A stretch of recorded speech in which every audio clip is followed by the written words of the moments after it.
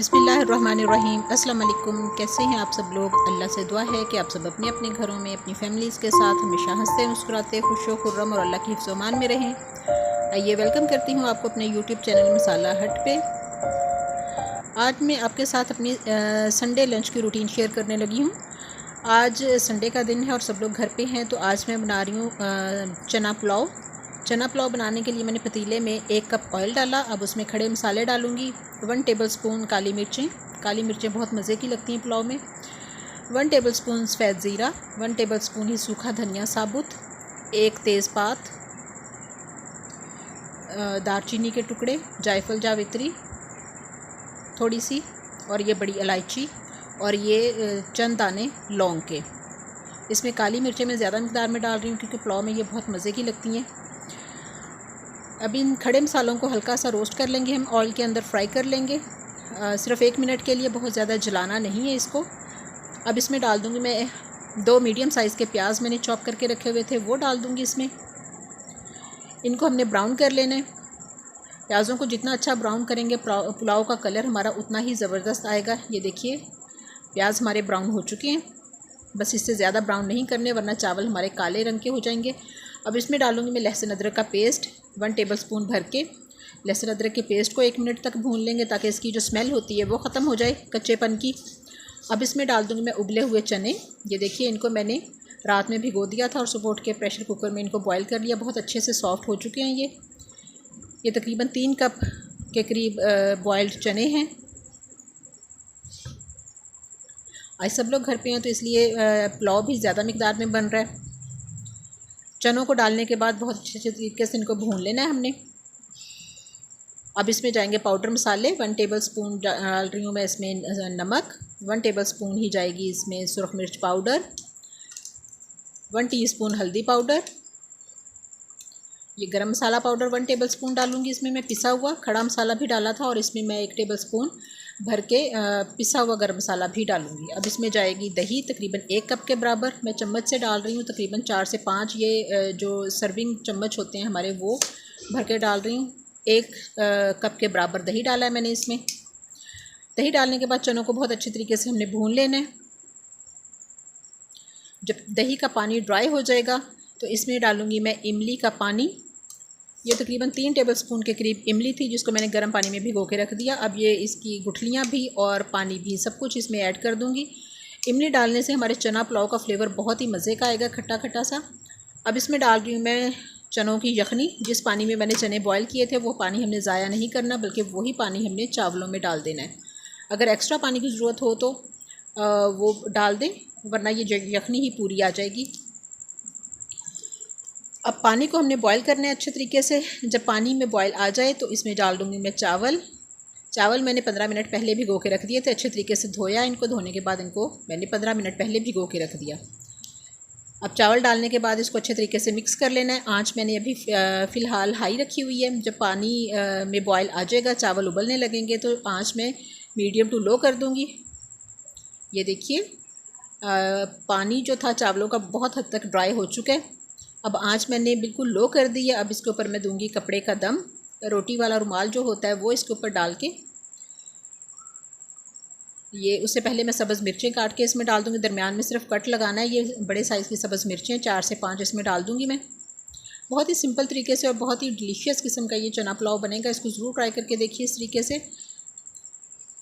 मिर्चें डालने के बाद इसके ऊपर मैंने रुमाल रखा और इसके ऊपर पतीले का कवर रख के ढक्कन इसको कवर कर देंगे। और आंच मैंने बिल्कुल लो की हुई है, बिल्कुल जो दम वाली पोजीशन पे होती है।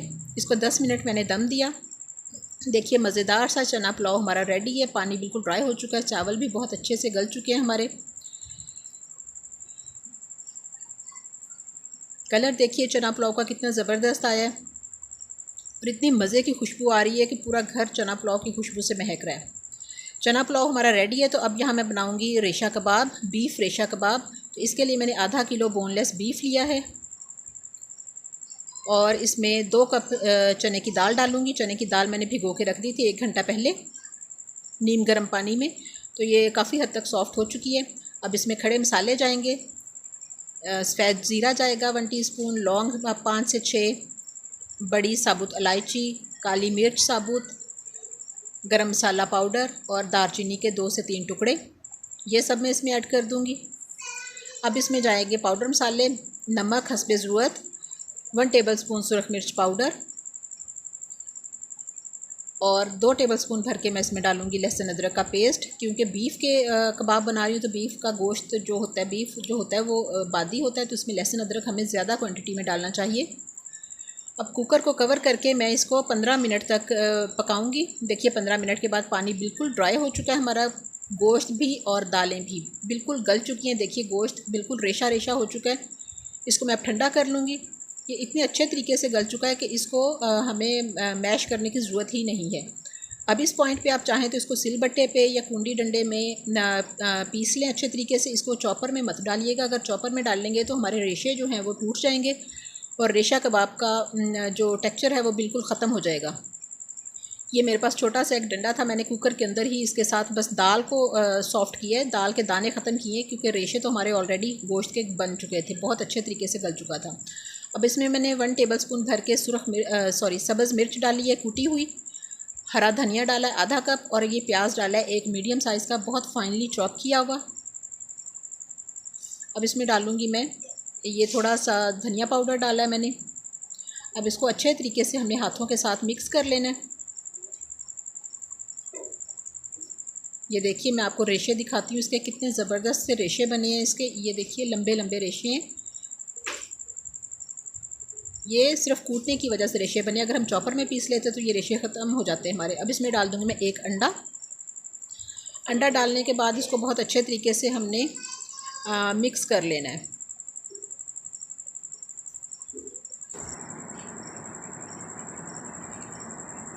अंडा डालने के बाद मैंने इसको अच्छे तरीके से मिक्स कर लिया है।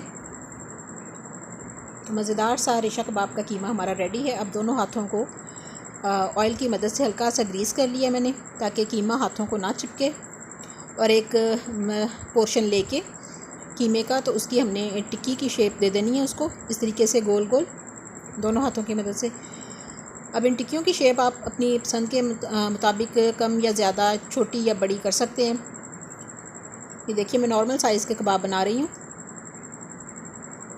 इस पॉइंट पे तमाम कबाब बना के आप इनको फ्रीज़ भी कर सकते हैं, किसी कंटेनर में डाल के 1 महीने तक आराम से फ्रीज़र में रख के आप इसको फ्रीज़ कर सकते हैं। और जब दिल करे इसको निकालिए और शैलो फ्राई करके एंजॉय कीजिए।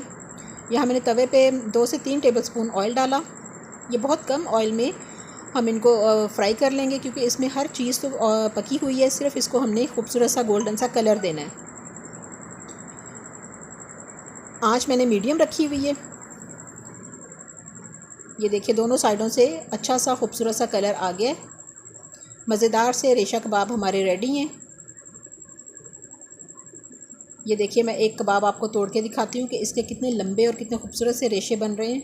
ये देखिए इसको अगर हम चॉपर में डाल के चॉप कर लेते तो ये रेशे हमारे ख़त्म हो जाते, लेकिन इसको हमने कूटा है तो इसलिए ये लंबे लंबे रेशे और मज़े के इस तरीके से। देखिए मैं आपको तोड़ के दिखाती हूँ और इसका खाने में जायका बिल्कुल डिफरेंट, शामी कबाब से बिल्कुल हटके। इस रेसिपी को ज़रूर ट्राई कीजिए। आज की संडे लंच की रूटीन मेरी कैसी लगी, वीडियो अच्छी लगे तो लाइक कीजिए, शेयर कीजिए। और अगर आप मेरे चैनल पे नए हैं और अभी तक सब्सक्राइब नहीं किया तो काइंडली चैनल को सब्सक्राइब कीजिए। अल्लाह हाफिज़।